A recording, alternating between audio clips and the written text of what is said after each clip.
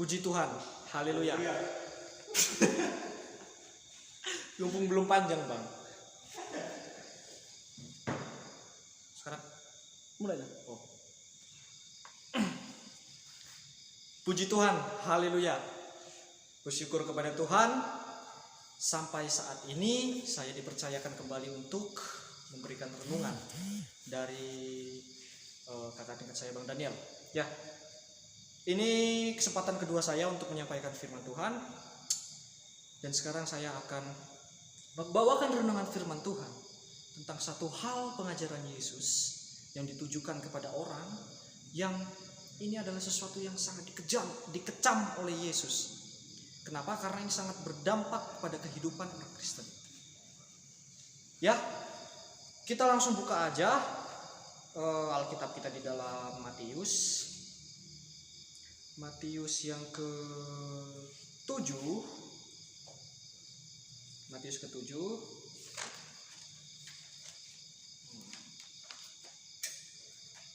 Matius ke-7 ayat 1 sampai ke ayat yang ke-5. Ya. Ya, Matius ke-7 ayat 1 sampai yang ke-5. Tapi di sini saya akan membacakan ayat yang pertama saja. Ya. Demikian firman Tuhan. Jangan kamu menghakimi supaya kamu tidak dihakimi. Sekali lagi. Jangan kamu menghakimi supaya kamu tidak dihakimi. Di dalam cerita ini, Yesus sedang mengajar di atas bukit, di Bukit Galilea. Ya, Galilea ini adalah wilayah yang ada di timur sana yang mayoritasnya adalah orang Samaria. Ya, orang Galilea ini mayoritasnya orang Samaria. Nah, ada hal yang penting di sini yang bisa saya sampaikan, yaitu tentang orang Samaria ini sendiri. Orang Samaria yang ada di Galilea. Ya, yang mana Tuhan mengajar di Bukit Galilea yang ditempati orang Samaria. Nah, begini. Orang Samaria ini adalah orang Yahudi yang sudah tercampur dengan suku-suku lain pada saat pembuangan Babel. Pembuangan Babel itu adalah ketika orang Israel dijajah oleh negara lain dan orang Israel sudah tercemar dengan suku-suku bangsa lain. Nah, orang Israel yang tercemar dengan suku-suku bangsa lain itu adalah orang Samaria. Ya, orang Samaria. Makanya kalau kita lihat, orang Samaria ini dilarang bergaul dengan orang Yahudi, saudara. Kenapa? Karena orang Samaria ini sudah tidak murni orang Yahudi lagi, sudah tercampur dengan bangsa-bangsa lain. Makanya ketika Yesus ada cerita tentang Yesus di sumur bertemu dengan wanita Samaria, kan wanita Samaria ini bilang, bukan kamu orang Yahudi? Orang Yahudi tidak bergaul dengan orang Yahudi tidak bergaul dengan orang Samaria. Begitu kata wanita ini. Dan begitu juga tentang orang Samaria yang baik hati, yang menolong ketika ada orang yang dirampok, dan orang Samaria ini yang menolong. Dalam hal itu Yesus menekankan bahwa orang yang bukan dari Yahudi menolong orang yang ada di Yahudi. Sebenarnya itu hal yang tidak boleh. Ya. Dan di sini, di konteks ayat ini, Yesus Tuhan yang turun menjadi manusia memberitakan Injil di Bukit Galilea yang mayoritas orang Samaria. Saudara, bisa dilihat, Yesus tidak turun hanya untuk orang Yahudi, tetapi orang Yahudi yang sudah tercemar dengan bangsa lain. Kalau di mata orang Yahudi, sikap Yesus ini sangat kontradiksi sekali. Kenapa Yesus mau memberitakan kebenaran di tempat mayoritas orang Samaria? Dan bahkan Petrus dan murid-murid yang lain itu berasal dari Galilea. Petrus itu menangkap ikan di danau Galilea.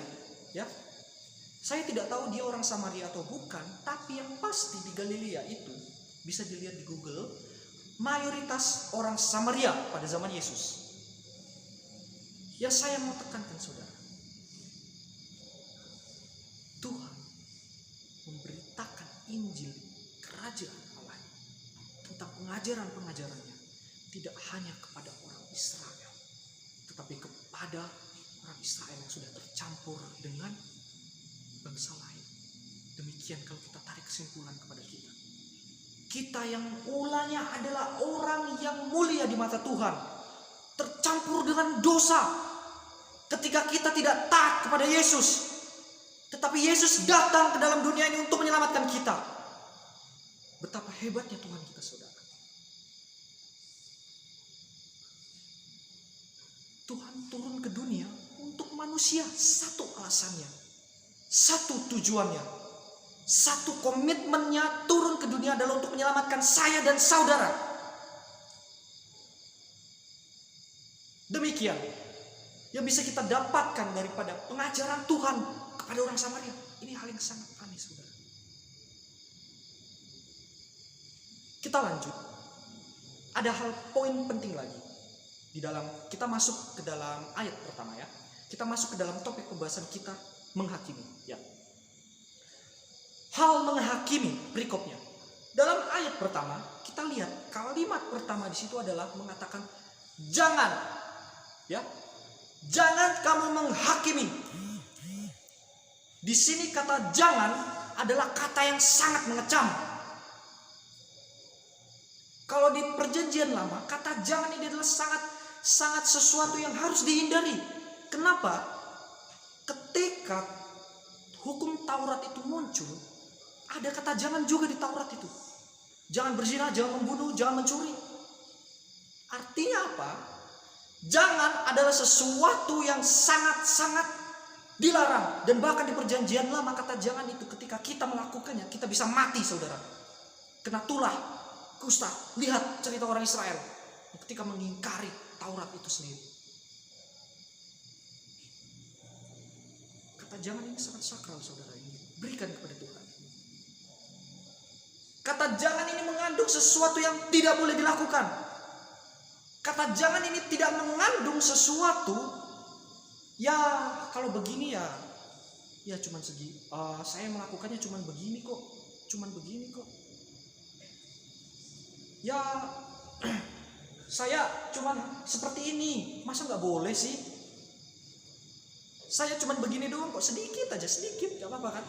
Itu kata-kata yang tidak boleh Anda masukkan ke dalam kata jangan. Kata jangan artinya totalitas jangan melakukan.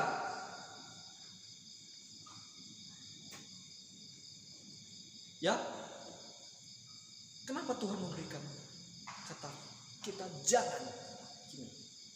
Karena Tuhan sudah tahu konsekuensi dari menghakimi itu seperti apa, dampak daripada kita menghakimi itu seperti apa. Tuhan sudah tahu, makanya Tuhan memberi peringatan di sini. Jangan kamu menghakimi. Tuhan peduli sama kita, saudara.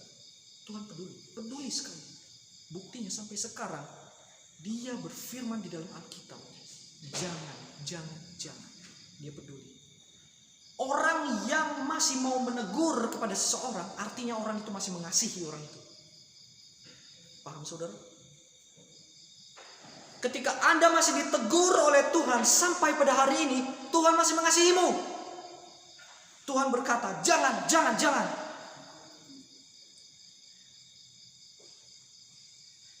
Justru kalau di Alkitab ditulis, ketika kita melihat ada orang yang bersalah, lalu kita tidak memperingatkannya, kita juga bersalah, saudara.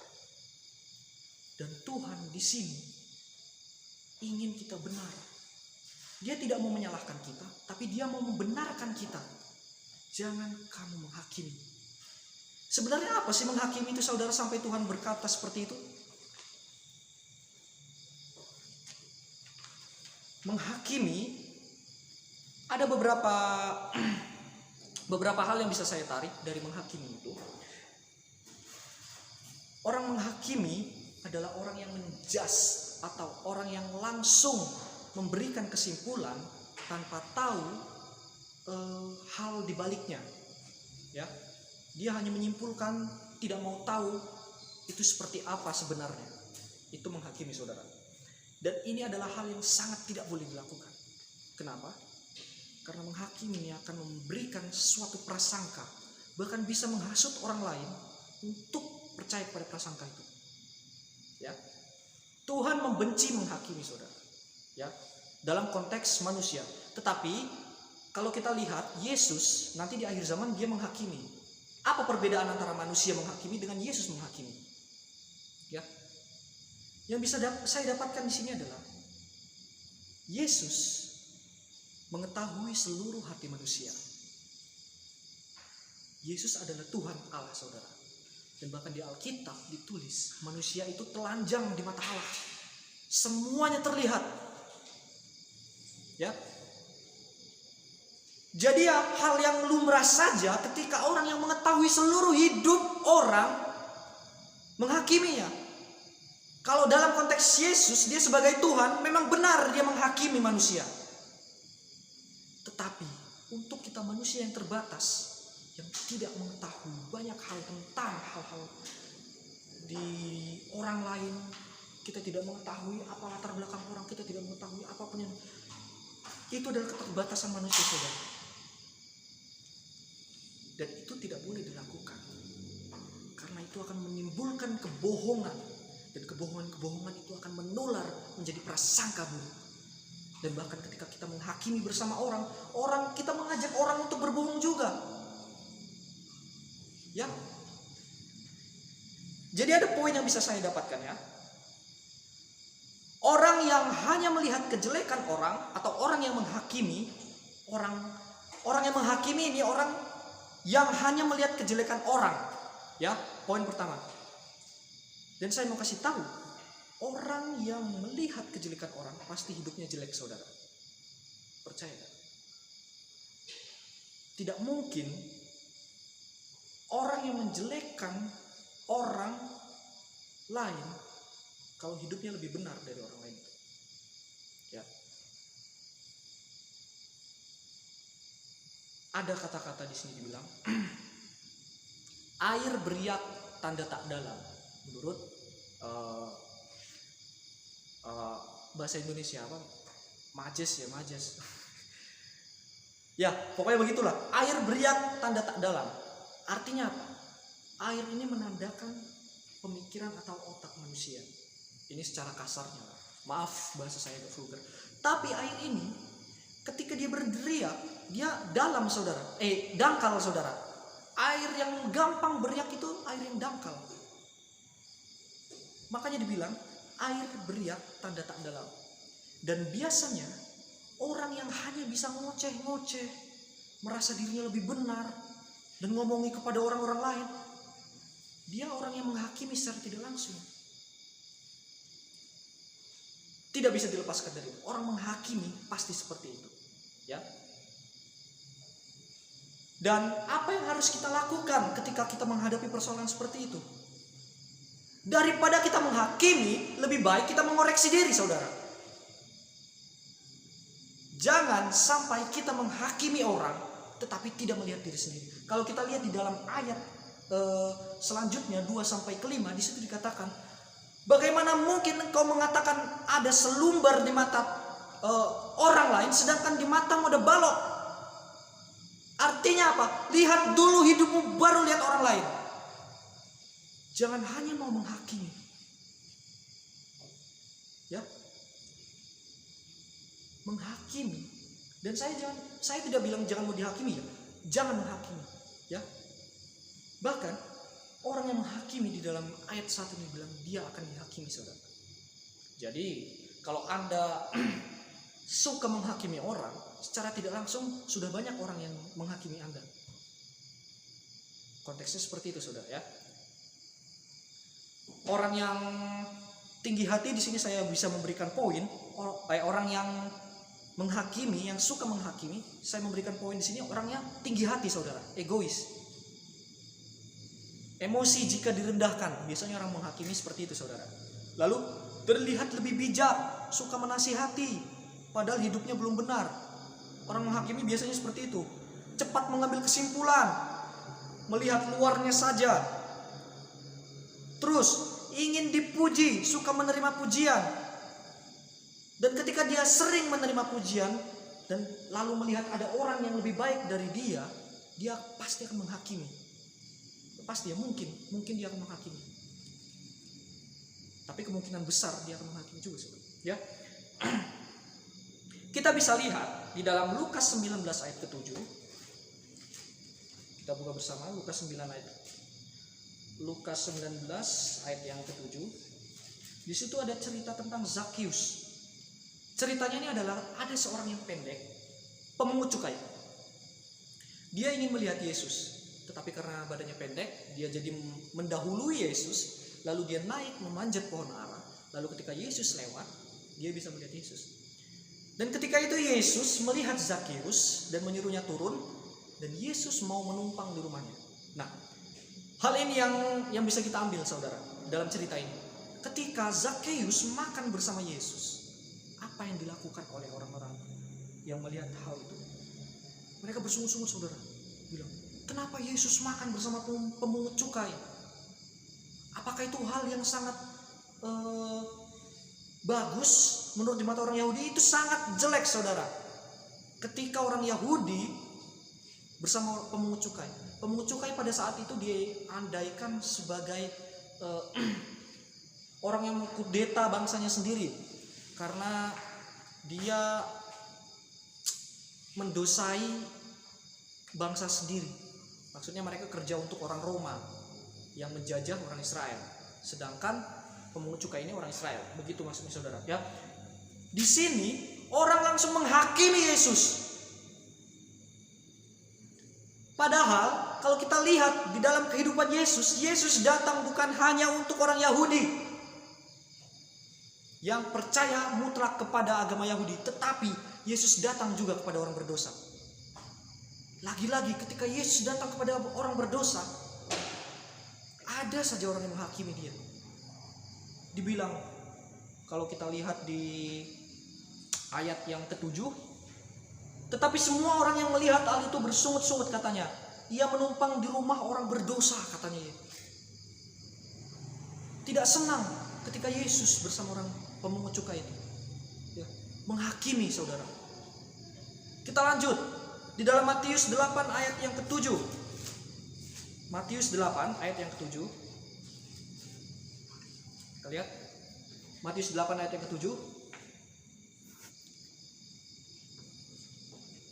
Ini tentang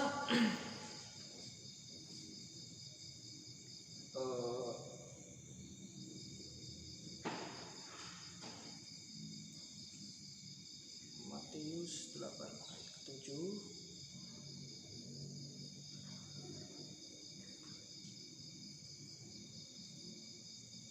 Bang, ini bisa dipotong kah? Bisa. Oke. Hah? Harusnya berapa? 5 menit? Astaga.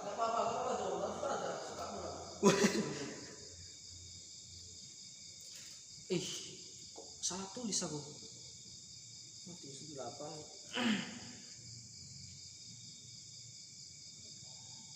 ayat 17 mungkin. Aduh.